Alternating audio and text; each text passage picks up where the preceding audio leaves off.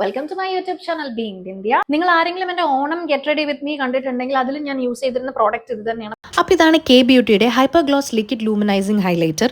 ഇതിൻ്റെ ഫോർമുല എന്ന് പറയുന്നത് നല്ല ക്രീമി ആൻഡ് ബട്ടറിയാണ്, because it contain avocado and mango butter. And ഇതിൻ്റെ ഫിനിഷ് എന്ന് പറയുന്നത് നല്ലൊരു നാച്ചുറൽ ഫിനിഷ്, പ്ലസ് ഇതിനകത്തൊരു ചങ്കി ഗ്ലിറ്ററി പാർട്ടിക്കിൾസ് ഒന്നും തന്നെ ഇല്ല. Also super blendable, long lasting. ഞാൻ എൻ്റെ ഫേസിൻ്റെ ഒരു സൈഡ് ഈ പ്രോഡക്റ്റും പ്ലസ് ഫൗണ്ടേഷനും, മറ്റൊരു സൈഡിൽ പ്ലെയിൻ ആയിട്ട് അപ്ലൈ ചെയ്ത് നോക്കി.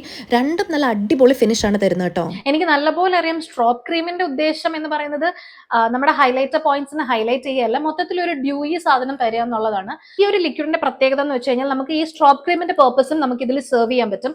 നമ്മളിത് ഫൗണ്ടേഷന്റെ കൂടെ അപ്ലൈ ചെയ്യുകയാണെങ്കിൽ നമുക്ക് ആ ഒരു ഡ്യൂയി ഫിനിഷ് കിട്ടുകയും ചെയ്യും. ആഫ്റ്റർ ദ മേക്കപ്പ് നമുക്ക് നമ്മുടെ ഹൈലൈറ്റിംഗ് പോയിന്റ്സിൽ ഹൈലൈറ്റർ ആയിട്ട് യൂസ് ചെയ്യാനും പറ്റും. അപ്പൊ അതാണ് എനിക്കിതിൽ ഏറ്റവും വലിയ പ്രത്യേകതയായിട്ട് തോന്നിയത്.